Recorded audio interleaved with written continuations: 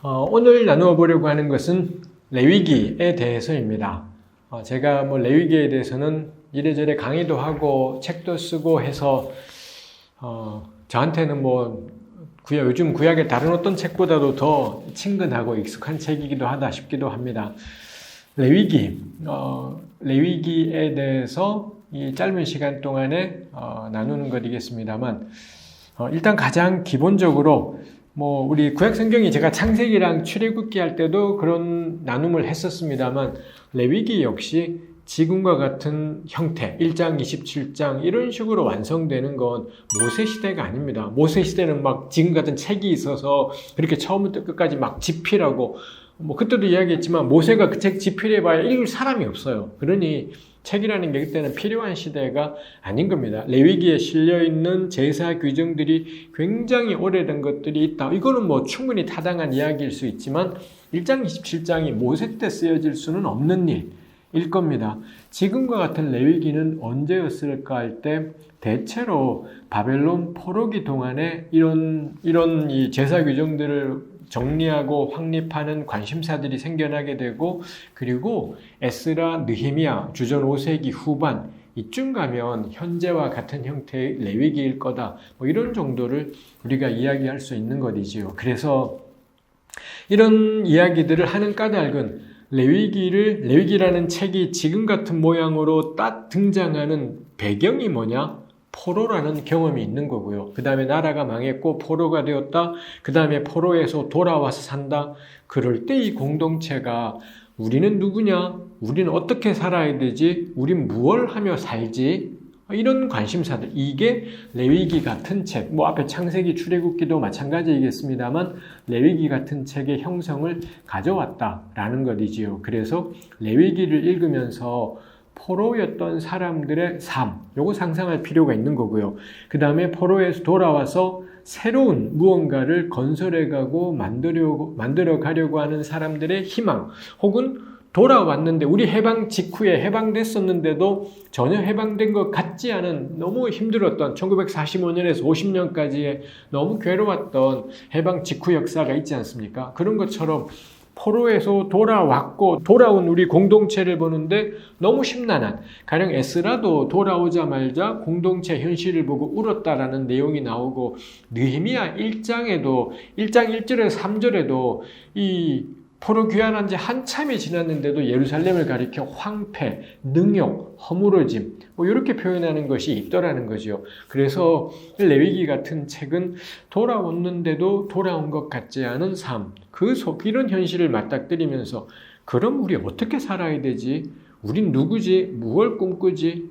이런 마음들이 레위기와 같은 책을 형성하게 되더라라는 겁니다. 그래서 저도 역시 그랬고, 우리 레위기는 정말 읽기가 썩 쉽지 않은 책이지 않습니까? 근데 놀랍게도 그 참혹한 현실, 포로를 경험하고 돌아왔는데도 너무 힘들고, 이 속에서 이 사람들은 공동체의 재건을 소망하고 희망하면서 현재를 버티고 살아갈 힘을 얻기 위해서 그들이 한 일이 놀랍게도 레위기 같은 책이었다라는 겁니다. 그 레위기 1장부터 27장에 나와 있는 그 세부적인 규례들이, 우리한테는 너무 따분하고 지루한 것 같이 다가오는 제사 규정들이 그때 그 사람들한테는 이게 희망이었습니다. 이게 희망이고 꿈이고 그랬더라라는 거죠. 결국 레위기 전체는 그 사람들에게는 우린 누구냐? 예배하는 사람들이구나. 구약의 용어로는 제사이겠죠. 레위기 스타일로는 우리는 야훼 하나님, 그 한 분 하나님께 이렇게 하나님의 규례와 법도를 따라 제사하는 백성이구나. 이게 그분들이 마음에 가졌던 뜨거움, 강렬함, 간절함 이런 것이었다라는 거죠. 레위기에는 임금 같은 거 나오지 않습니다. 레위기는 다윗 같은 리더십 그런 거 기대하지 않아요. 어떤 아주 특별하고 대단한 영웅들이 등장해서는 우리를 이 공경에서 건져내리라. 에스라가 대단한 사람 같고 느헤미야도 그런 것 같습니다만, 레위기에는 우리 그 다음에 다루고 싶은 민수기에는 그런 대단한 리더십에 의한 변화 이런 거 하나도 기대하지 않습니다. 레위기는 다만 우리가 할 수 있는 전부가 뭐냐? 함께 하나님께 나아가서 제사하되, 하나님께 얼마든지 제사로 나아갈 수 있고 그 다음에 그 하나님께 나아갔던 백성들이 일상을 우리 하나님 앞에서 살아가고 이거면 된다라고 생각하는 겁니다. 그래서 자기들을 국가로 규정하지 않아요. 국가 재건, 국가 회복 뭐 이렇게 규정하지 않습니다. 국가 그딴 거 필요 없어. 임금 그딴 게 이거 뭐 어디다 써먹을 거야. 뭐 아무데도 써먹을 데가 없는 거죠. 오직 우리는 뭐냐?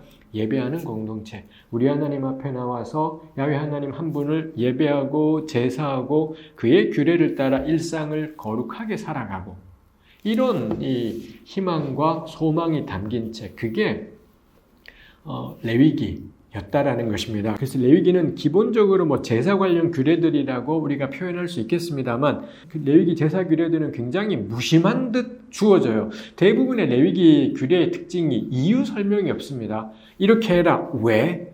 왜 그렇게 해야 되나가 설명이 없어요. 가령 소, 양, 염소, 비둘기가 제물이 될 수 있습니다. 왜 개들만 제물이 돼요? 왜 사슴은 안 돼요? 왜 노루는 안 돼요? 뭐 이런 것들에 대해서 레위기는 대답을 안 해요. 그 다음에 돼지고기 먹지 마라. 왜냐? 이유가 없어요. 이 굽이 갈라져 쪽발이거나 새김질 하거나 둘 다 쪽발이면서 새김질 해야 되지 둘 중에 하나만 있거나 둘 다 없는 건 먹으면 안 된다. 왜요? 왜 이게 하나도 레위기는 설명하지 않습니다. 이런 게 우리로 하여금 레위기를 읽을 때 어렵다라고 느끼게 만드는 점이기도 해요. 이 약간은 불친절한 느낌들이 있고 뭐 저로서는 일단 하나님의 어떤 츤데레 스타일이다. 이분이 애틋하고 따뜻하게 다가오지 않고 그냥 툭. 근데 그래서 정말 무심한 듯 보이지만 근데 곰곰이 따져보고 생각해보면 이게 하나님의 깊은 뜻이 있구나. 이 양반 츤데레네. 겁나 츤츤거리시네. 뭐 이런 느낌들을 레위기에서 가지게 되는 것이 있다라는 겁니다. 그래서 레위기는 무심한 듯한데 전제들이 솔찬히 많이 깔려있다. 라는 걸 생각하게 돼요. 가령 그런 전제들이 여럿이 있습니다. 레위기 1장에 번제가 나오는데 번제 제물이 될 수 있는 건 소, 양, 염소, 비둘기래요. 누구는 소들이고 누군 비둘기들이나요? 안 나와요. 이게 4장에 속죄제에 가면 일반 우리 평신도 같은 경우는 어린 암양이나 어린 암염소를 제물로 드릴 수 있습니다. 근데 힘이 미치지 못하면 비둘기 해라. 비둘기 드리기에도 힘이 미치지 못하면 고운 가루 해라. 요게 이 레위기 4장, 5장의 속죄제 부분에서 그게 나오더라는 거죠. 그걸 힌트로 삼아서 그렇구나. 소, 양, 염소, 비둘기는 누가 정하느냐? 하나님이 정하지 않아요. 하나님은 모세를 통해 소, 양, 염소, 비둘기다. 그럼 넷 중에 뭐냐는 각자가 자기 경제 형편이구나. 요거 성경은 근데 명시적으로 표현하지 않아요. 전제되어 있는 것이지요. 그래서 이 제사 규례의 암묵적인 전제 가운데 하나가 제물은 형편대로 해라. 이 제물은 하나님께 드리는 것이지 않습니까? 하나님께 드릴 때 우리 왠지 내 온 맘 다해, 내 온 정성 다해 이렇게 드려야 될 것 같은데 근데 하나님은 제물을 선택하는 유일한 기준은 뭐냐? 형편인 겁니다. 너 손이 미칠만 하면 이거 하고 아니면 저거 해라 이런 거죠. 이래도 우리 습관이 되어 있습니다. 내가 조금 힘에 지나도록 하나님께 드려야지, 주님의 교회에 드려야지 뭐 이런 마음들이 늘 있지 않습니까? 그거 너 나한테 버거워 보여 해도 아니야, 이건 내 손이 미칠 만한 거야, 내가 감당할 수 있어. 우리 부모님 세대들 가운데 빚내서 헌금하시는 분들도 꽤 많고 그러지 않습니까? 심지어는 은행에서 대출을 가령 100만 원을 대출했다. 대출한 거 내가 결국 나중에 갚아야 돼요. 근데 그 대출한 것도 11조를 또 내고 뭐 이러는 경우가 있기도 하고 그랬다라는 것입니다. 대체로 저도 역시 제가 속해왔던 신앙 전통 안에서는 온 정성 다해 가능한 한 많이 하나님께 드리는 마음으로 교회 헌금하기 뭐 이런 것들을 저도 역시 쭉 배워왔더랬습니다. 근데 레위기는 밑에 이 깊은 곳에 깔려있는 전제가 뭐냐?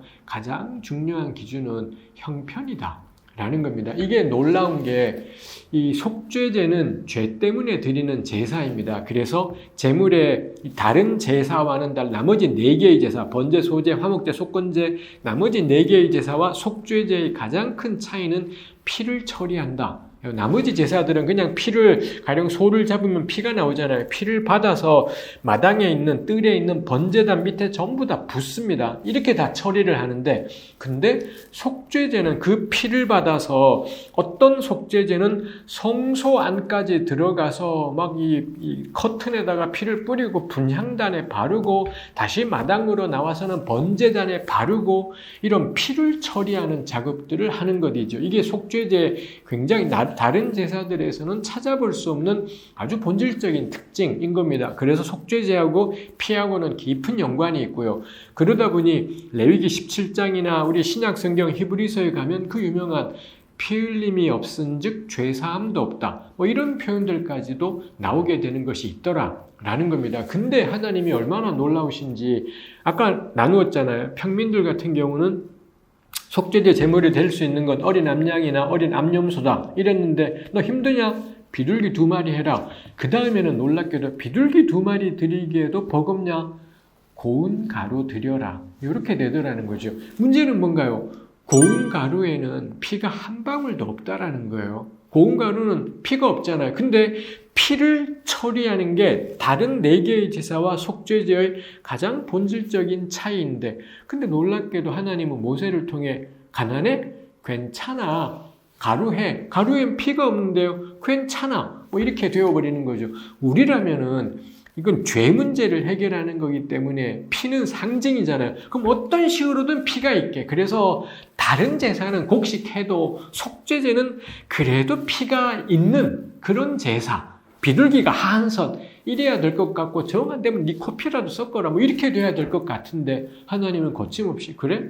가루해. 이렇게 되더라. 라는 것입니다. 이런 하나님의 이 말씀 규례를 생각해 보면 자꾸 교인들한테 겁나 가난한데도 어떻게든 힘 다해서 좀 더 많이 헌금 이딴 설교하면 안 돼요. 우리 교인들은 저도 그랬고요. 그런 마음들이 있습니다. 내가 이거 아까워하다가 하나님께 뒤지게 맞지 이런 두려움들이 있어요. 근데 이걸 다 설교자들이 부추기고 그런 간증들을 해요. 나중에 옛날엔 어떤 분도 겁나 가난했었는데 아까운 마음이 들었지만 하나님께 그 가난한 중에도 왕창 헌금했더니 몇 배로 주시더라.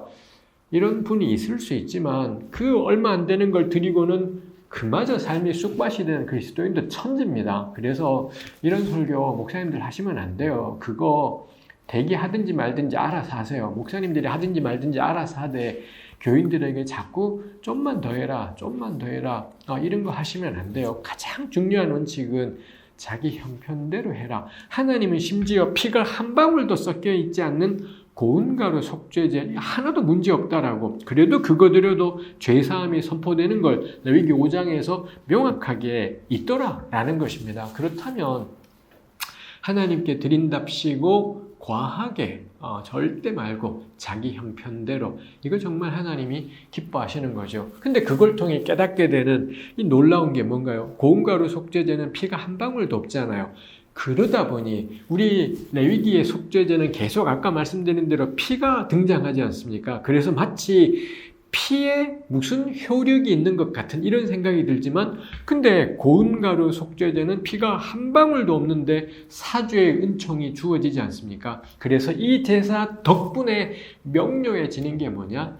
사죄는 피에서 비롯되지 않는구나 라는 겁니다. 제물의 피 따위가 우리를 정결케 하는 것이 아니라 우리 죄를 사하는 것은 어디에서 오나요? 오직 하나님의 은혜입니다. 하나님의 부어주시는 사죄의 은총, 이게 우리를 모든 죄로부터 정결케 하지 동물의 피가 정결케 하냐? 절대 그렇지 않다라는 걸 명료한 증거가 고운 가루 속죄제라는 것입니다. 그래서 이 가난한 사람이 드리는 속죄제 덕분에 헷갈리지 않게 되는 거죠. 종종 우리 그런 이야기해요. 구약시대 때는 동물의 피로 죄사함을 받고 신약엔 예수 그리스도의 피. 틀린 소리인 거죠. 우리 고운가루 속죄제가 레위기 5장에 존재하는 한 우리가 형식으로는 겉으로 드러나는 모양으로는 동물 제사를 드리지만 오늘날에 우리가 뭐 예배란 형식을 취하듯이 그렇지만 구약 때건 신약 때건 우리 죄를 사할 수 있는 유일한 원천은 오직 하나님의 거저 주시는 은혜. 이것만이 우리로 하여금 죄사함의 이 충만한 복을 누리게 하더라 라는 것입니다. 그래서 이 고음가루 속죄제로 대표되는 바 자기 형편대로 하나님께 드리는 것, 레위기가 별달리 이에 대해서 말하고 있지 않지만 무심한 듯 우리 친데레 하나님이 깔고 있는 거구나 있죠.